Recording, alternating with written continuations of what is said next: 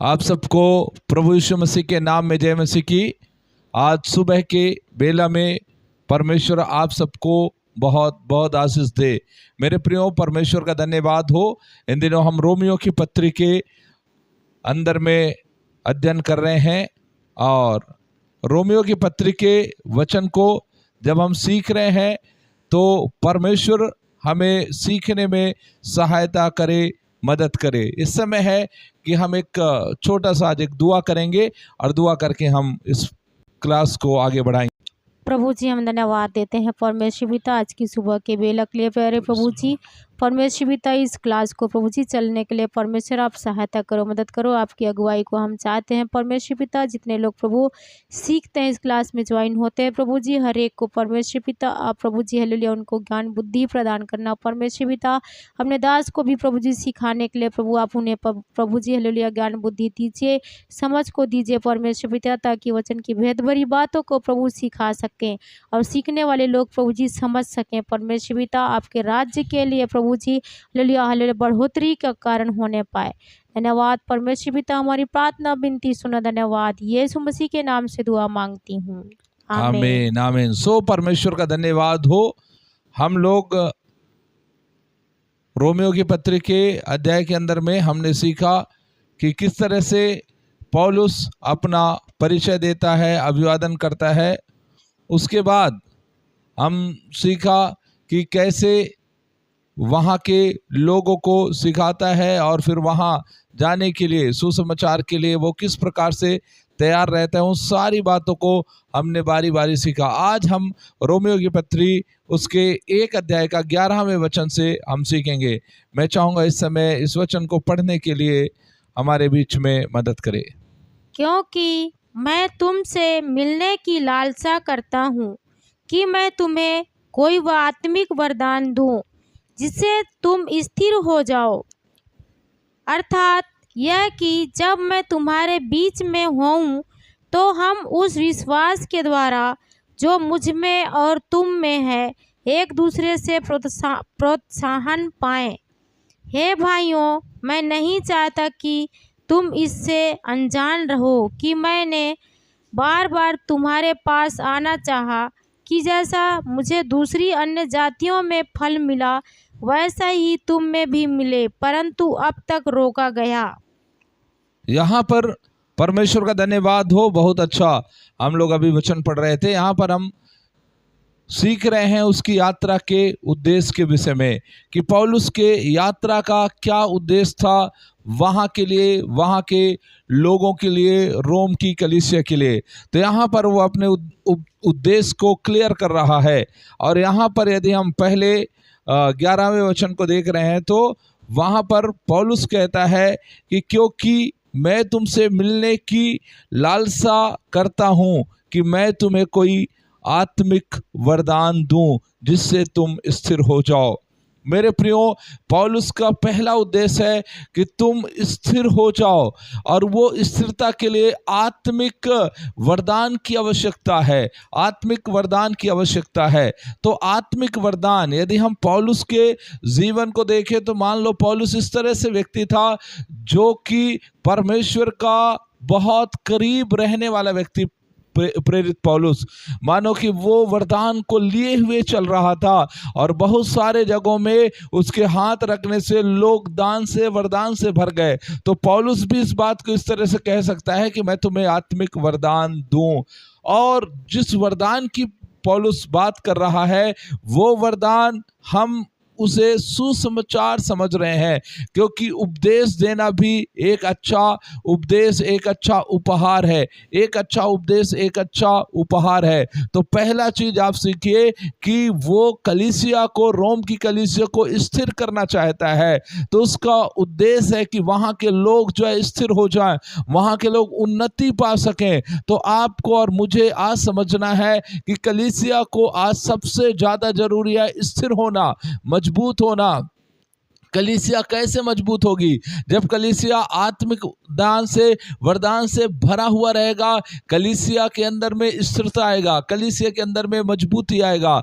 आज आपको और मुझे भी आत्मिक दान के लिए, आप आत्मिक वरदान के लिए हमको परिश्रम करना चाहिए। और पौलुस के पहला कुरिन्थियों के पत्री के अंदर में पौलुस कहता है कि तुम आत्मिक वरदानों के धुन में रहो।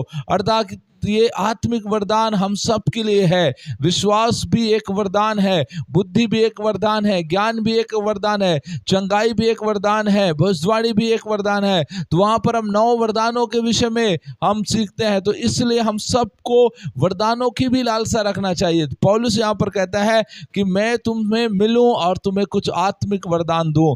मेरे प्रियो, पौलुस चाहता है कि एक आत्मिक वरदान दे ताकि वो उस वरदान में स्थिर हो सके। हम भी उस आत्मिक वरदान की लालसा करें यदि हम मसीह में स्थिर होना चाहते हैं। आज बहुत सारे लोग विश्वास में आते हैं और वापस चले जाते हैं, इसलिए क्योंकि वो वरदान से वंचित रह जाते हैं। हम इस तरह से आगे हम 12 वचन को पढ़ें।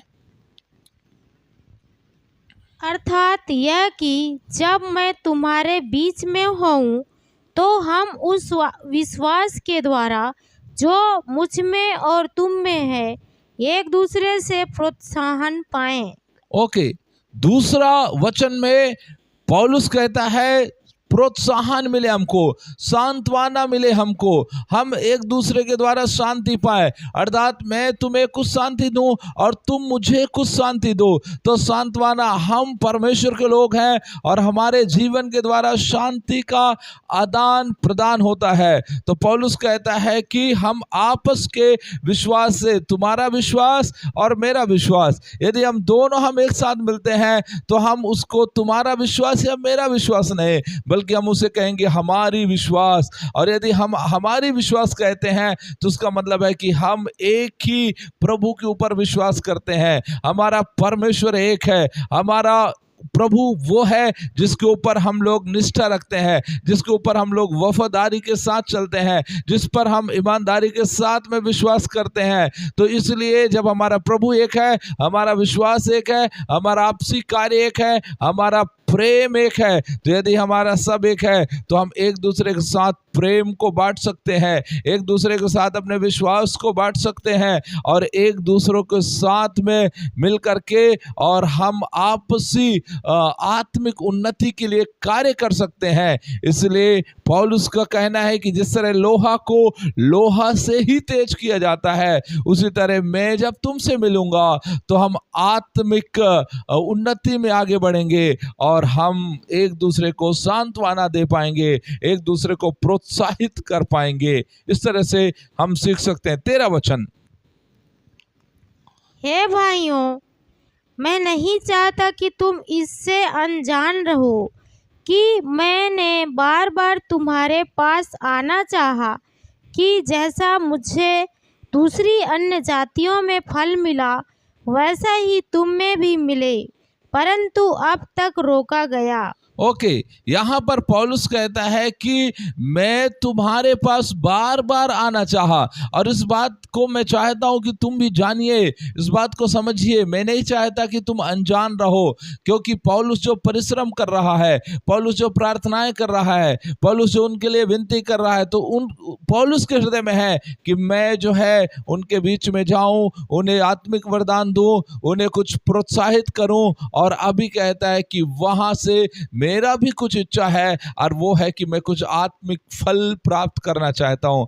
हाँ मेरे प्रियो, परमेश्वर के वचन में यूहन्ना रचित सुसमाचार उसके 15वें आयत में ऐसा लिखा है, 15 अध्याय का 8वें आयत में ऐसा लिखा है कि यदि तुम फल लाते हो तभी तुम मेरे चेले ठहरोगे। तो हम सभी लोग, जितने भी मसीह के लोग हैं, जितने भी प्रभु के लोग हैं, हमको फल के ऊपर आशा रखना चाहिए और हम फल को प्राप्त करना चाहिए। तो यहाँ पर हम मुख्य रूप से 3 बातें सीखते हैं। पहला, ताकि वो उन्नति पा सके, अर्थात वो स्थिर हो सके।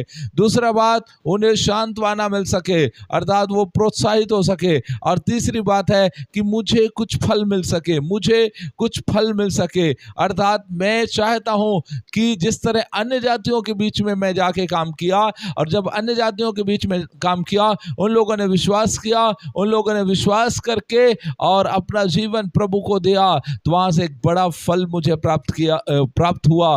वैसा ही फल मैं तुम्हारे बीच में भी पाने के लिए चाहता हूं। इस तरह से पौलुस का एक अच्छा इच्छा है, एक अच्छा मनसा है कि वो एक अच्छा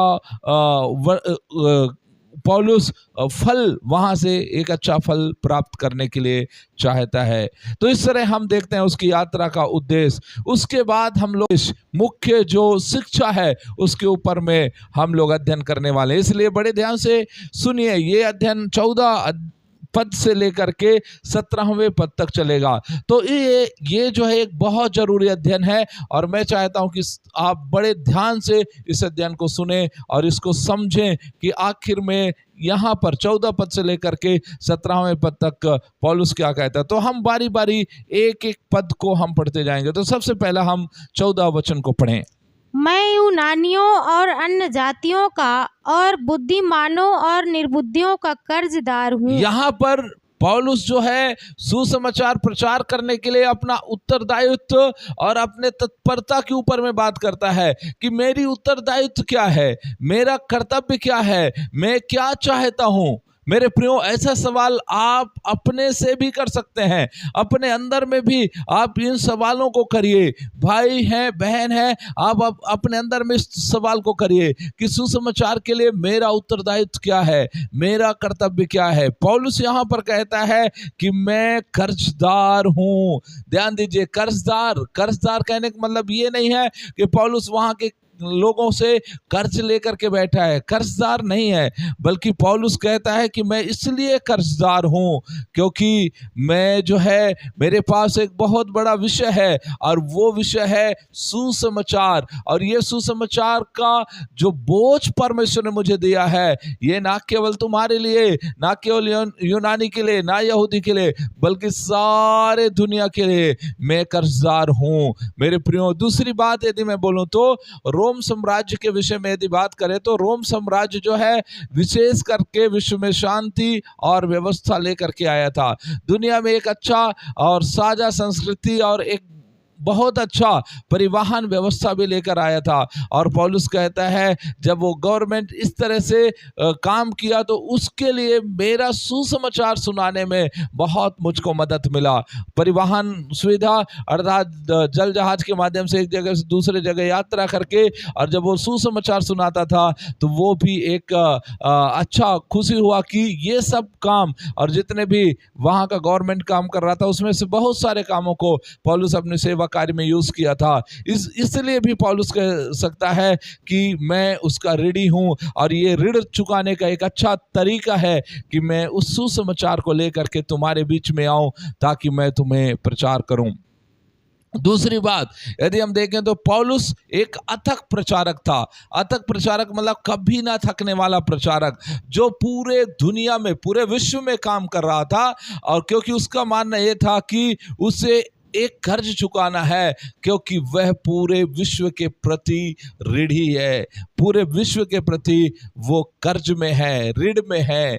मेरे प्रियो, उसके हृदय को देखिए, पौलुस के दिल को देखने की कोशिश करें कि उसके दिल में ना केवल अपनों के लिए बल्कि सारे दुनिया के लिए, पूरे लोगों के लिए उसके अंदर में एक अच्छा विचार है, एक अच्छा बात है। और आज वही बात क्यों ना हमारे जीवन में भी हो जाए, आज वही बात क्यों ना हमारे अंदर में भी हो जाए, आज वही बात हमारे जीवन में भी हो जाए, ताकि हम भी सुसमाचार के लिए आगे निकल जाएं। तो पौलुस एक अथक प्रचारक थे। वो बहुत लंबे समय तक उन्होंने इस तरह से काम किया।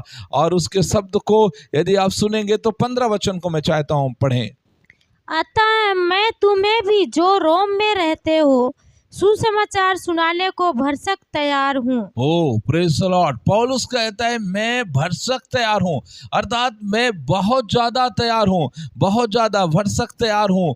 क्यों तैयार है, बहुत तैयार है पौलुस? क्योंकि वो नहीं चाहता कि समय को व्यर्थ में गंवाए। क्योंकि जिस समय प्रेरितों के काम 9 अध्याय उसके 6वें आयत को जब हम पढ़ते हैं तो वहां पर आप इस बात को आप समझ पाएंगे कि पौलुस प्रभु से इस बात को कहता है कि मैं क्या करूं, या आप क्या चाहते हो, और प्रभु उसको अन्य जातियों का भविष्यवक्ता ठहराया।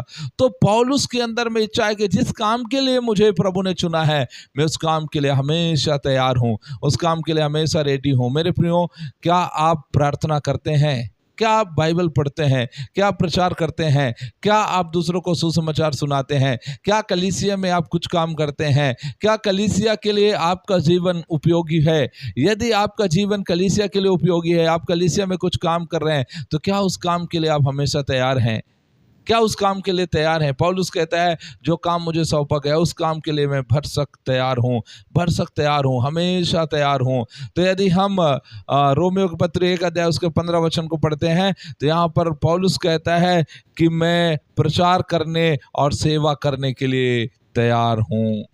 यदि हम प्रेरित काम उसका 21 अध्याय का 13वें वचन पढ़ेंगे, तो वहां पर पौलुस कहता है, मैं कष्ट सहने के लिए तैयार हूं, मैं मेहनत करने के लिए तैयार हूं, दुख उठाने के लिए तैयार हूं।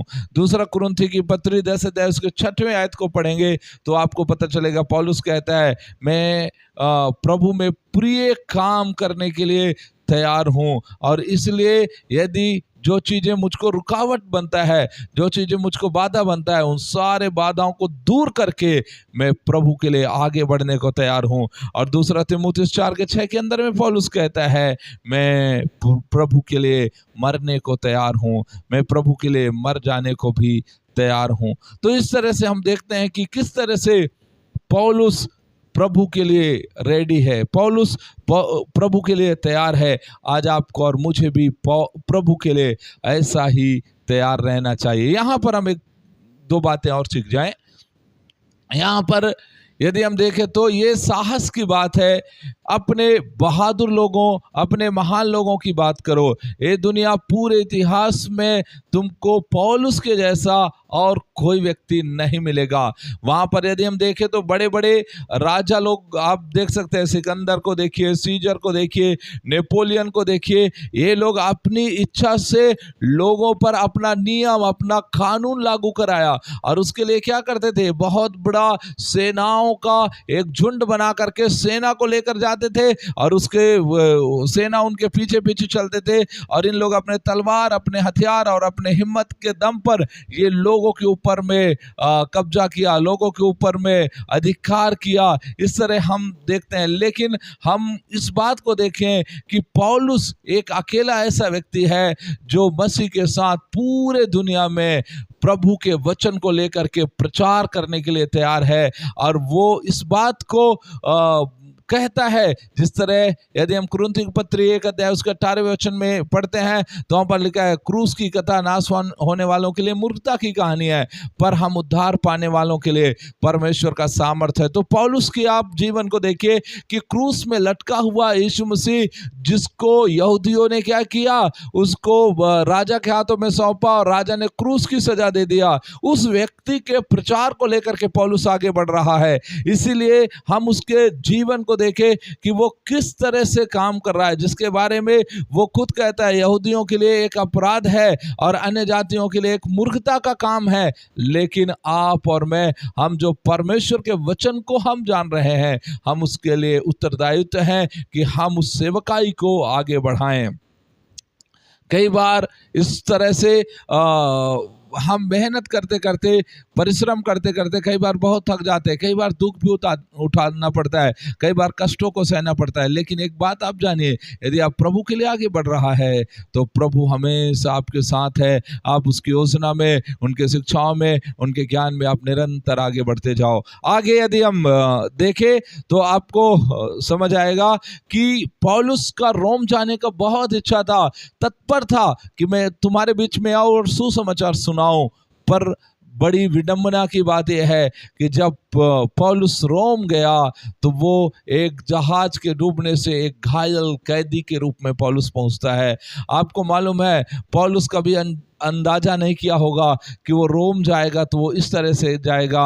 हाँ, पौलुस जब रोम गया तो अपने खर्चे से नहीं गया, सरकारी खर्च से गया, क्योंकि उसने कैसर को दुहाई दिया था और इसीलिए वहाँ की गवर्नमेंट उसको जहाज के द्वारा लेकर गया और जाकर के एक बहुत राजदूतों के साथ में और और एक बंदी बन करके वो वहाँ पहुँचा। मेरे प्रियो, जब हम कहीं जाने की इच्छा करते हैं, जब हम प्रभु के काम करने की इच्छा करते हैं, वो परमेश्वर का तरीका है कि वो परमेश्वर हमें कैसे उस जगह में ले जा सकता है। हो सकता है शायद हम कभी उम्मीद नहीं किए होंगे ऐसे काम हमारे साथ हो सकता है। पौलुस कभी ऐसा सोचा नहीं होगा शायद कि मुझे ऐसा जाना पड़ेगा, लेकिन जब गया, परमेश्वर कहा ठीक है तुम रोम जाओगे, लेकिन कैसे? जंजीरों के साथ जाओगे। पौलुस दुख उठाने के लिए, परिश्रम करने के लिए, मेहनत करने के लिए भरसक प्रयास करता है। तो इस तरह हम देखा कि सुसमाचार प्रचार करने के लिए उसका उत्तरदायित्व, उसका कर्तव्य क्या है और उसके लिए कैसे तत्पर है, और आप और मैं, हम कैसे हैं, उस बात को हमें अपने जीवन के द्वारा सीखना चाहिए, जीवन के द्वारा इस बात को हमें जानना चाहिए। अब हम 16 वचन को हम पढ़ेंगे। क्योंकि मैं सुसमाचार से नहीं लजाता, इसलिए कि वह हर एक विश्वास करने वालों के लिए, पहले तो यहूदी फिर यूनानी के लिए उद्धार के निमित्त परमेश्वर की सामर्थ है। यहाँ पर हम देखते हैं अगला जो पॉइंट है वो सुसमाचार समस्त विश्वासियों के लिए, छुटकारे के लिए परमेश्वर का सामर्थ है।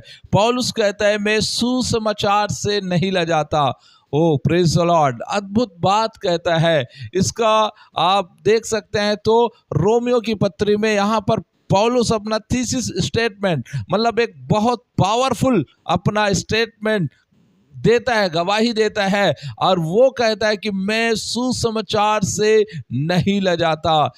मेरे प्रियो, बड़े बड़े परमेश्वर के दास लोग जैसे लियोन मॉरिस है, वो इस तरह से कहता है कि ये जो 16 और 17 आयत है, ये 2 आयत का महत्व उनकी लंबाई और अनुपात से कहीं ज़्यादा है। मतलब ये, यदि ये 2 आयत को हम लोग प्रचार करें तो ये इतना बड़ा विषय है कि इस विषय को हम प्रचार करते करते ज़िंदगी ख़त्म हो जाएगा। इस प्रकार का ये विषय है, और उसमें सबसे पहला वर्ड जो कहता है पौलुस, वो बहुत पावरफुल वर्ड कहता है, मैं सुसमाचार से नहीं लजाता, मैं सुसमाचार से शर्मिंदा नहीं हूँ। ये पौलुस के हृदय को प्रकट करता है कि पौलुस किस तरह से एक दूसरा शहर में, जहाँ पर उसको मालूम है कि वहाँ के लोगों ने यीशु को सूली पर चढ़ाए थे, उसको ये भी मालूम है कि वहाँ के यहूदी लोग उसके खिलाफ में थे, ये भी मालूम है कि बहुत सारे लोग जो है यीशु मसीह के नाम से घृणा करते थे, यीशु मसीह को त्यागा हुआ या यीशु मसीह को अलग प्रकार के दृष्टि से लोग देखते थे। लेकिन उसी यीशु को पौलुस अपने जीवन में धारण करते हुए पौलुस कहता है मैं सुसमाचार से नहीं लजाता। हो सकता है आप सुसमाचार को लेकर शर्मिंदगी महसूस करते होंगे, कहीं पर यीशु मसीह के बात को बोलने के लिए आपके अंदर में शर्मिंदगी आती होगी। आप सोचते होंगे कि अरे मैं सुसमाचार सुनाऊंगा तो लोग मेरे विषय में क्या सोचेंगे, मेरे विषय में क्या कहेंगे। मेरे प्रियो, आप इन बातों को अपने जीवन से दूर करके और आप भी पौलुस के समान अपने विचार को तैयार करिए और बोलिए कि मैं सुसमाचार से नहीं लजाता हूं। क्यों नहीं लजाता? उसका कारण पौलुस कहता है क्योंकि यह सुसमाचार हर एक विश्वास करने वालों के लिए, पहले तो यहूदी के लिए फिर यूनानी के लिए, उद्धार के निमित्त परमेश्वर का सामर्थ है।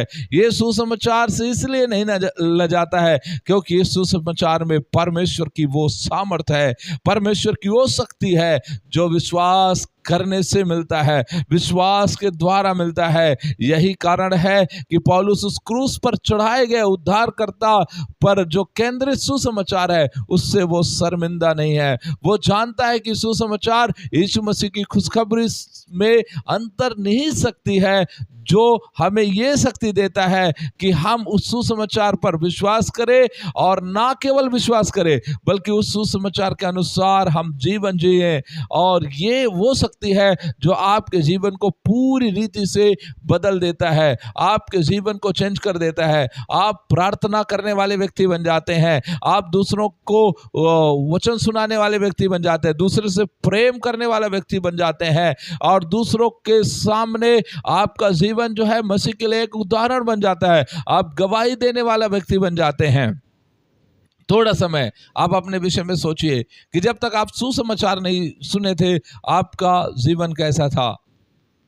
आपका लाइफ कैसा था, लेकिन सुसमाचार जैसे ही आया आपका जिंदगी बदल गया, आपका सोच बदल गया, आपका विचार बदल गया। इसलिए क्योंकि ये वो सुसमाचार है जो आपके लाइफ को, आपके ज़िंदगी को बदल देता है। इसलिए ये सुसमाचार को सुनाने से मैं नहीं ले जाता। आज कितने सारे लोग हैं जो अभी भी पाप में हैं, गुनाह में हैं, बुराई में हैं, अधर्म में हैं, अपने पापों में पड़े हुए हैं। लेकिन मेरे प्रियो, यदि आप चाहते हो वो बच जाए तो उनको बचाने के लिए कोई दवाई नहीं है, उनको बचाने के लिए कोई और शक्ति नहीं है, उनको बचाने के लिए और कोई ताकत नहीं है, परंतु उनको बचाने के लिए एक विशेष शक्ति की आवश्यकता है, और वो है परमेश्वर का सामर्थ। और परमेश्वर का सामर्थ विश्वास करने वालों के लिए प्रकट होता है।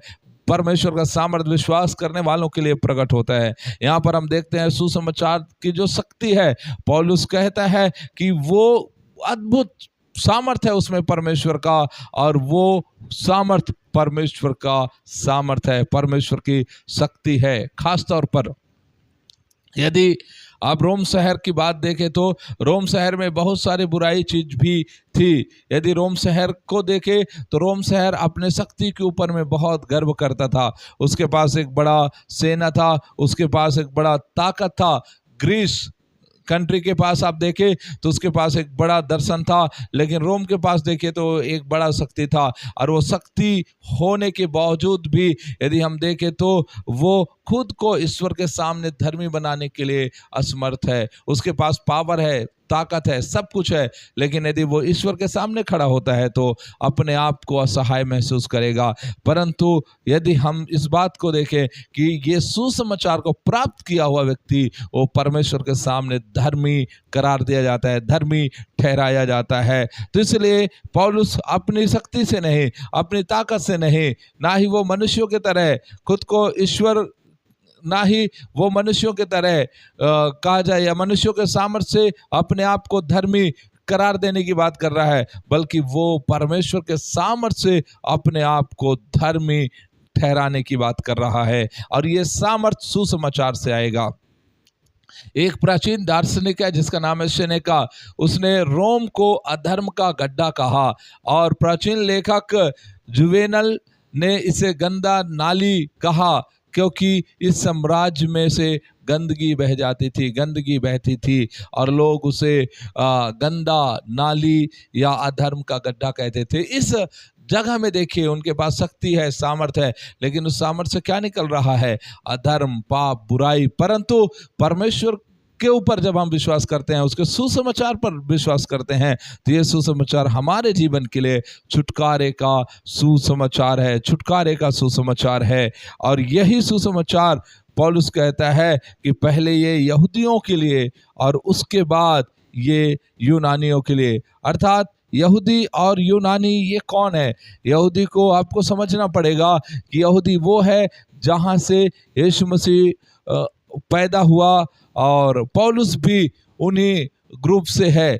लेकिन यीशु मसीह के शुभ संदेश को आप देखेंगे, उसके सुसमाचार को देखेंगे, तो यीशु मसीह सबसे पहले जब सेवा चालू किया तो यहूदियों के बीच में चालू किया, और जब अपने चेलों को भी पहली बार भेजा तो उसने यहूदियों के बीच में ही भेजा। तो इसका मतलब है कि पौलुस कहता है कि ये सब पहले यहूदी के लिए, उसके बाद यूनानी लोगों के लिए है। तो हर चीज में यहूदी आगे हैं, क्योंकि उन्होंने हमसे पहले यीशु को अब जाना है, हमसे पहले परमेश्वर को स्वीकार किया है, हमसे पहले व्यवस्था को प्राप्त किया है, हमसे पहले उन लोग ईश्वर का इंतजार कर रहे थे, इसलिए पहले नंबर में वो लोग हैं। तो इस तरह से हम उसको सीख सकते हैं। उसके बाद आगे यदि हम 17 वचन को पढ़ें, क्योंकि उसमें परमेश्वर की धार्मिकता विश्वास से और विश्वास के लिए प्रकट होती है, जैसा लिखा है, विश्वास से धर्मी जन जीवित रहेगा। यहाँ पर आप देखिए बहुत बड़ी बात प्रेरित पौलुस कह रहा है कि उसमें परमेश्वर की धार्मिकता है। किसमें परमेश्वर की धार्मिकता है? उस सुसमाचार में परमेश्वर की धार्मिकता है। यदि सीधे शब्दों में कहें तो सुसमाचार परमेश्वर की धार्मिकता को प्रकट करता है। परमेश्वर की धार्मिकता का यह प्रकाशन उन लोगों तक पहुंचता है जो विश्वास रखते हैं, जो उसे पूरा करते हैं। धर्मी अर्थात न्याय संगत लोग, अर्थात परमेश्वर के लोग जिसे परमेश्वर धर्मी ठहरा दिया, उनके ऊपर दंड की आज्ञा नहीं है, वो लोग पापी नहीं है, परंतु वो लोग धर्मी ठहरा दिए गए हैं। अब ऐसे लोग विश्वास से जीवित रहेंगे, पौलुस कहता है। तो इस बात को समझना जरूरी है कि सुसमाचार द्वारा प्रकट की गई परमेश्वर की धार्मिकता वास्तव में क्या है। यह परमेश्वर की पवित्र धार्मिकता की बात नहीं है जो दोषी पापी को दोषी ठहराता है, बल्कि परमेश्वर की तरह की धार्मिकता की बात करता है जो उस पापी को दी जाती है जो यीशु मसीह पर अपना भरोसा रखते हैं। अर्थात इस बात को ऐसा समझ सकते हैं कि आपको यीशु मसीह के समान होने का एक अधिकार मिल जाता है कि जिस तरह धर्मी यीशु हमारे पापों के लिए बलिदान हो गया, और जब हम उस पर विश्वास करते हैं तो हम यीशु मसीह के समान धर्मी बन जाते हैं। तो इस तरह हम लोग उस धार्मिकता को समझ सकते हैं कि जिस दिन आप यीशु मसीह पर भरोसा करते हैं, उसके सुसमाचार भरोसा करते हैं, उस दिन आप प्रभु के यीशु मसीह के समान हो जाते हैं। अर्थात यीशु मसीह जिस तरह धर्मी हमारे लिए बलिदान हुआ, उसी तरह आप और मैं भी यीशु के समान हो जाते हैं। तो धार्मिकता के लिए यदि हम देखें तो यूनानी भाषा में डिकाइयो करके मतलब है, जिसका अर्थ है कि मैं न्याय संगत ठहरता हूं। अर्थात आप जो है जितना दोष है आपके ऊपर में, जितना पाप है आपके ऊपर में, वो सारे चीजों को खत्म कर दिया।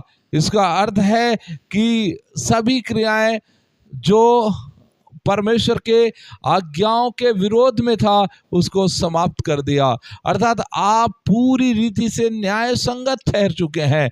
इसका मतलब यह नहीं है कि अब इसका मतलब यह नहीं है कि वह यह साबित करने के लिए कारण ढूंढता है कि यह सही था, इससे बहुत दूर। इसका मतलब यह भी नहीं कि वह पापी को एक अच्छा इंसान बनाता है। इसका मतलब यह है कि ईश्वर पापी के साथ ऐसा व्यवहार करता है जैसा कि वह पापी ही ना रहा हो।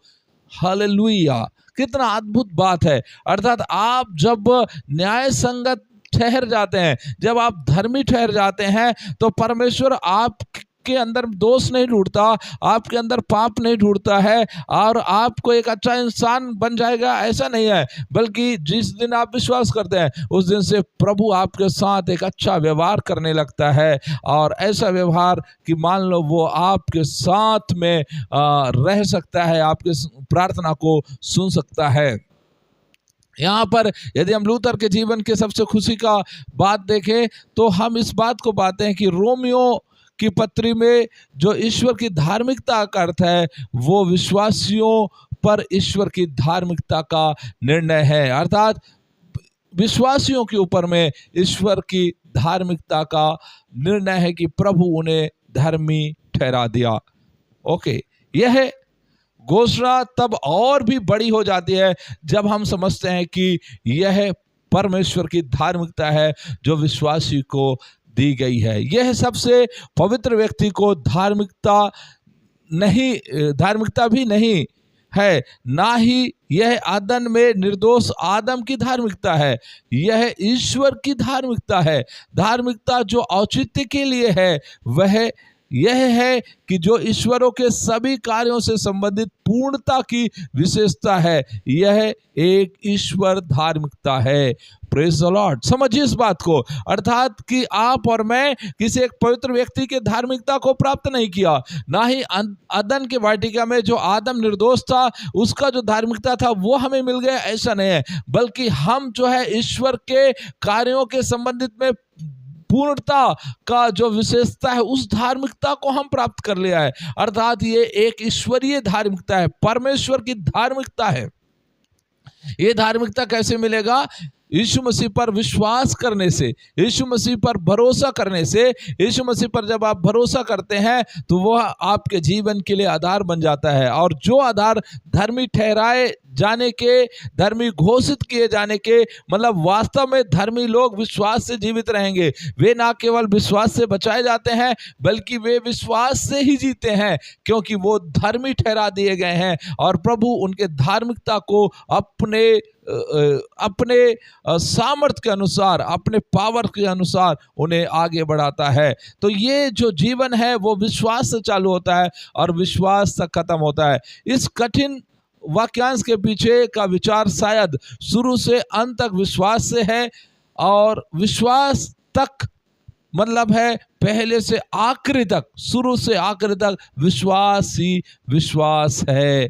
Praise the Lord, hallelujah. इसलिए आपको और मुझे विश्वास से जीना चाहिए, क्योंकि एक धर्मी विश्वास से जीता है। तो यह नहीं कहता कि विश्वास से कर्म की ओर या कर्म से विश्वास की ओर, बल्कि विश्वास से विश्वास की ओर, अर्थात केवल विश्वास के द्वारा ही हम परमेश्वर के संतान ठहर सकते हैं। केवल विश्वास के द्वारा ही हमें मोक्ष मिल सकता है। केवल विश्वास के द्वारा ही हमें पापों की क्षमा मिल सकती है। यहाँ पर पौलुस विश्वासियों को शायद ये बात याद दिलाने की आवश्यकता को दर्शाता है कि विश्वास को सही ठहराना केवल मसीह के जीवन की शुरुआत है। उसी दृष्टिकोण को उसे ईश्वर के बच्चे के रूप में अपने निरंतर अनुभव में नियंत्रित करना चाहिए। यह पौलुस के संदेश की प्रतिध्वनि है। अर्थात पौलुस चाहता है कि हमारा जो जीवन है वो विश्वास से विश्वास के लिए आगे बढ़ना चाहिए।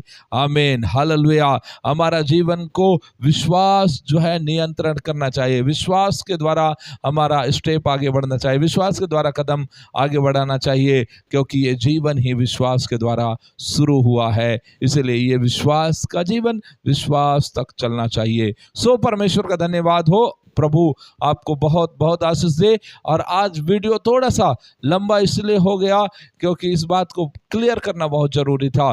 प्रभु आपको बहुत आशीष दे। कल हम 18 वचन से आगे सीखेंगे। आप सबको जय मसीह की।